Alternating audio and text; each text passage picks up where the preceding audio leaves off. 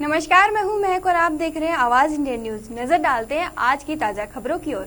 फारुखाबाद के बसपा नेता डॉक्टर अनुपम दुबे मैनपुरी में 26 साल पूर्व मामले को मैनपुरी जेल में 2 महीने से लगभग जब सजा काट रहे थे, तो वहीं उनके परिवार को जिला फारुखाबाद प्रशासन आए दिन परेशान करते हुए अनेक परिजनों पर झूठे मामलों में फंसाने का कार्य कर रहा है, जिसको लेकर उत्तर प्रदेश के समस्त प्रदेश के ब्राह्मण समाज में आक्रोश व्याप्त है।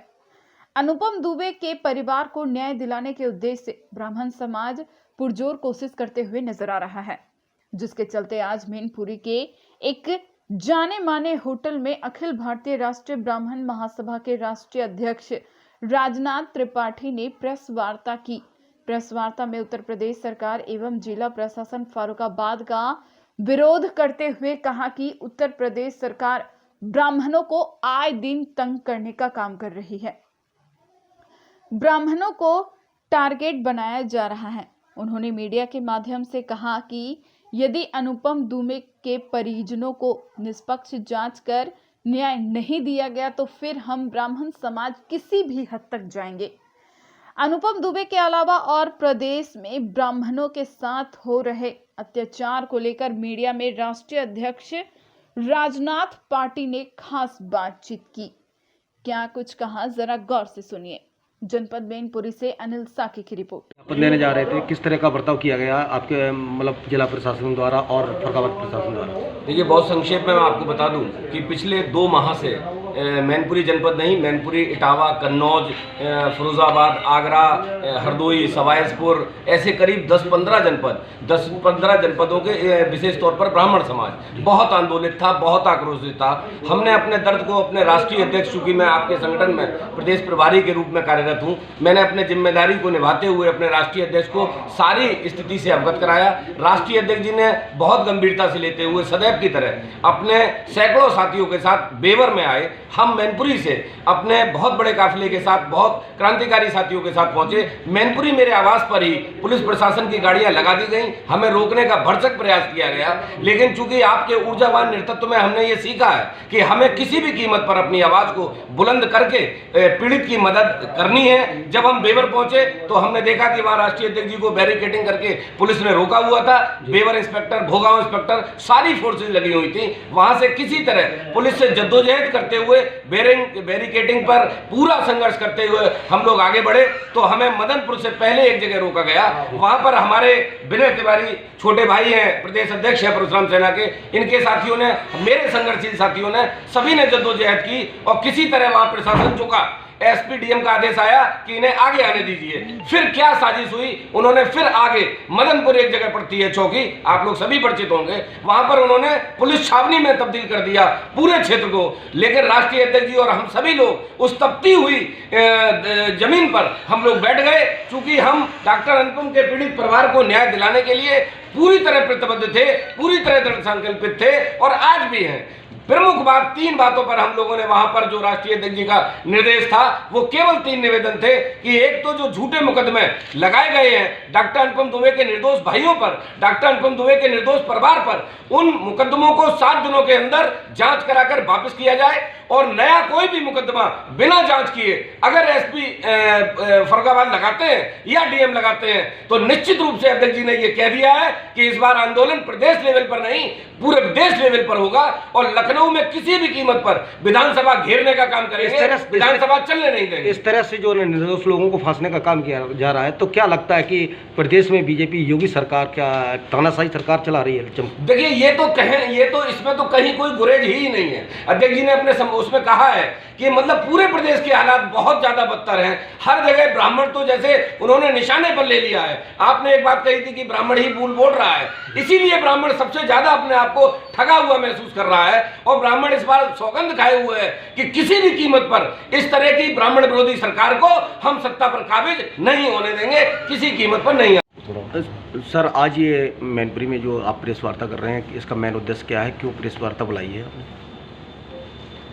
देखिए, पूरे उत्तर प्रदेश में ब्राह्मणों के साथ बदले की भावना से ये योगी सरकार जो कार्य कर रही है, उत्पीड़न कर रही है, पीड़ित उन ब्राह्मण परिवारों को न्याय दिलाना, उनकी आवाज़ बनना, उनके हित के रक्षा के लिए कार्य करना अखिल भारतीय ब्राह्मण महासभा का मूल उद्देश्य है।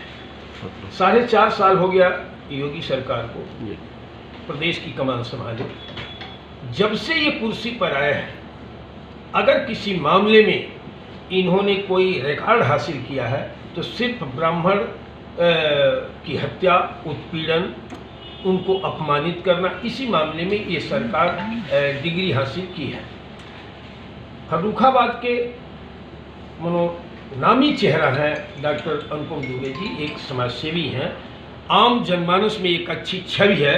चूंकि मजबूत ब्राह्मण है तो योगी सरकार के एजेंडे के अनुसार योगी सरकार के वो अपराधी हैं, ये सरकार का मानना है।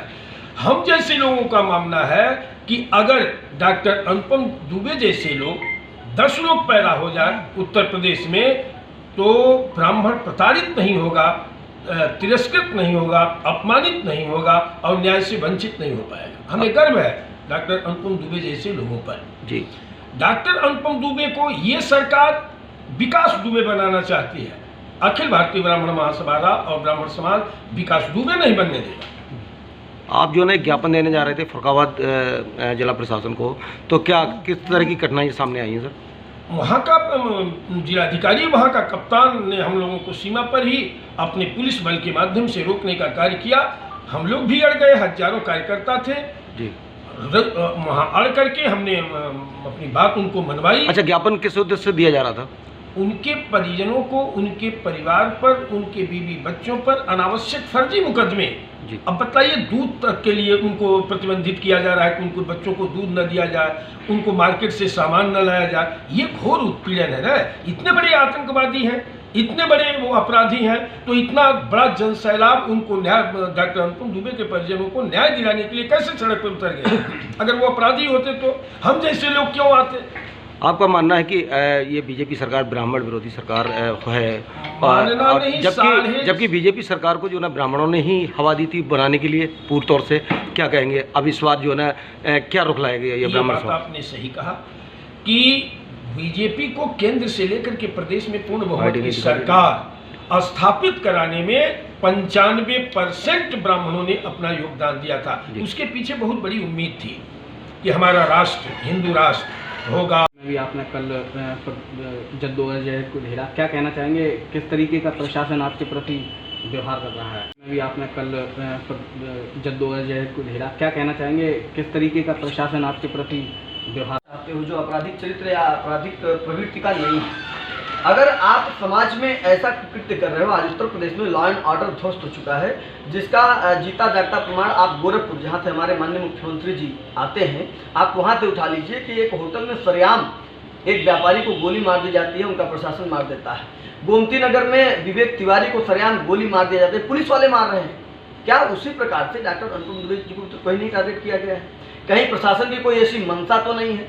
अगर कोई भी इस तरीके की घटना, वाद विवाद यदि होता है तो मैं आज आप सभी के सामने यह ऐलान करके जाता हूं कि इसका कहीं न कहीं सीधा एकदम क्या कहते हैं, जिम्मेदार फर्रुखाबाद के जिलाधिकारी कप्तान महोदय होंगे, क्योंकि उन लोगों की बहुत बड़ी सोची समझी रणनीति और साजिश है कि विगत 20 दिनों 15 दिनों में लगभग उन्होंने 20 मुकदमे 25 मुकदमे उन पर अतिरिक्त लगा दिए। जो व्यक्ति जेल में है वो कैसे दोषी हो सकता है? और बिना जांच के आप FIR कैसे कर रहे हो? क्या आपने कानून व्यवस्था को नहीं पढ़ा? क्या आपने कानून नहीं पढ़ा? क्या आपको लॉ एंड ऑर्डर नहीं पता है? हम अगर आम व्यक्ति हैं, हम सामाजिक कार्यकर्ता हैं, हमको यदि पता है कि बिना जांच के आधार पर 307 नहीं लिखा जा सकता है, 302 नहीं लिखा जा सकता है, फिर आप कैसे 307? सेम वही विकास दुबे के पैटर्न पे आप चल रहे हो। बाद में चीजें सिद्ध होंगी कि आपने जो है जितने भी FIR किए वो गलत थे। अगर आप गलत करोगे तो हम गलत का विरोध करते आए हैं, विरोध करेंगे। और यदि आप नहीं सुनोगे तो मैं और माननीय राष्ट्रीय अध्यक्ष जी ने, बड़े भैया किशन दुबे जी ने, आशीष भैया ने, सबने यह कहा है। और मैं भी ऐलान करता हूं कि 1000 परशुराम सैनिकों के साथ जिस माई के लाल में दम होगा, विधानसभा चला करके देख देगा, हम चलेंगे। तो क्या लगता है कि ये षड्यंत्र के पीछे क्या उत्तर प्रदेश सरकार का हाथ है? देखिए, उत्तर प्रदेश सरकार का हाथ इसलिए है कि क्योंकि जब 2017 के पहले हमने एक चेहरा देखा था जी, परम पूज्य योगी आदित्यनाथ जी का, लेकिन जब 19 मार्च 2017 को मुख्यमंत्री पदभार शपथ ग्रहण किया गया ना, तो वहां पर योगी आदित्यनाथ जी पीछे छूट गए। वहां पर जिस व्यक्ति ने शपथ ग्रहण किया वो अजय सिंह बिष्ट थे, और आज उन्होंने अपना एक बहुत बड़ा सिंडिकेट उत्तर प्रदेश में तैयार कर लिया है। इसका मैं आपको उदाहरण भी दे दूं, आप बनारस से उठा लीजिए, आप जौनपुर से उठा लीजिए, आप कुंडा के गुंडा से उठा लीजिए, आप बलरामपुर बहराइच से उठा लीजिए। मैं गिनाना अगर शुरू कर दूं तो आपके पूर्वांचल से शुरू करूंगा और पश्चिमांचल तक एक छत राज्य इन्होंने